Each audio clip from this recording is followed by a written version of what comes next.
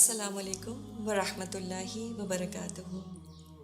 ہمیں جب بھی نیکی کی توفیق ملے اس پر پہلا ریاکشن شکر کا ہونا چاہیے۔ شکر اس بات کا کہ اللہ نے مجھے اس نیکی کی توفیق دی، اور ساتھ ساتھ اس بات کا ڈر کہ اللہ مجھ سے یہ توفیق واپس نہ لے لے۔ تو ہم نیکی اللہ کی توفیق سے کر پاتے ہیں، تو پھر what is our credit in it?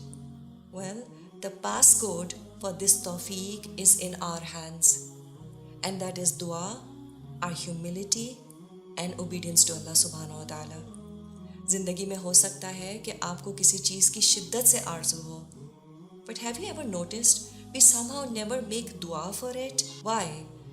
Allah hasn't given you the tawfiq to make dua. ہو سکتا ہے کہ ہم اس چیز کے بارے میں دن رات سوچتے ہوں۔ آپ لوگوں سے پوچھیں کہ دعا کی، تو وہ آپ کو ایسے دیکھتے ہیں جیسے آپ بہت ہی عجیب سی بات کر رہے ہوں۔ اس کی وجہ یہ ہے کہ ہمیں شاید لگتا ہے کہ چونکہ اللہ سب جانتا ہے تو دعا کی کیا ضرورت ہے۔ ہماری کسی چیز کی آرزو دعا نہیں ہوتی ہے۔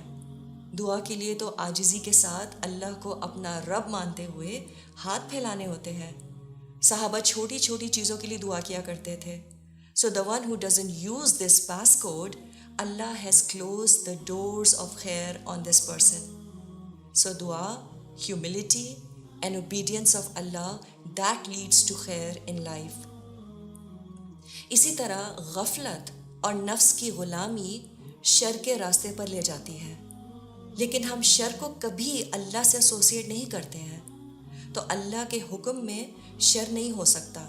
ہاں، اس کام میں آپ کے لیے شر ضرور موجود ہو سکتا ہے، اور اکثر بہت سے کاموں میں بظاہر شر نظر آتا ہے لیکن اس میں خیر ہوتی ہے۔ کسی شخص کی ٹانگ اگر ڈاکٹر ایمپیوٹیٹ کرتا ہے، یہ خیر ہے، اس میں ہی اس کے لیے شفا ہے۔ اور کبھی کبھی ایک ہی کام میں کسی کے لیے خیر اور کسی کے لیے شر ہوتا ہے۔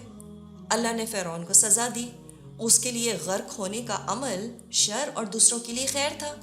وہ جو باز آ گئے اس کی موت کو دیکھ کے ان کے لیے بھی خیر، اور وہ جن کو فرعون سے آزادی مل گئی ان کے لیے بھی خیر۔ بٹ فار دا حق اور فار خیر to spread, mutual cooperation is a must. اسی طرح شر اور باطل کس چیز سے پھیلتا ہے؟ تعصب سے۔ When you have ego issues, when people are بائس۔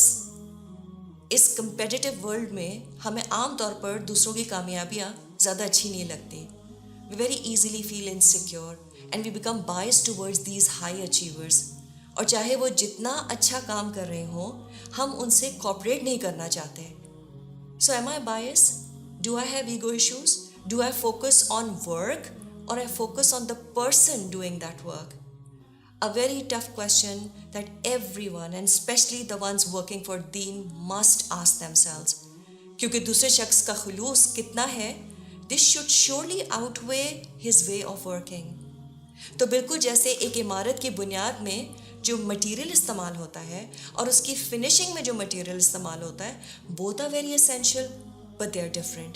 اسی طرح کسی بھی خیر کے کام کے لیے مختلف مزاج کے لوگوں کی ضرورت ہوتی ہے۔ So we must resolve to contribute in any good deed we come across without being biased.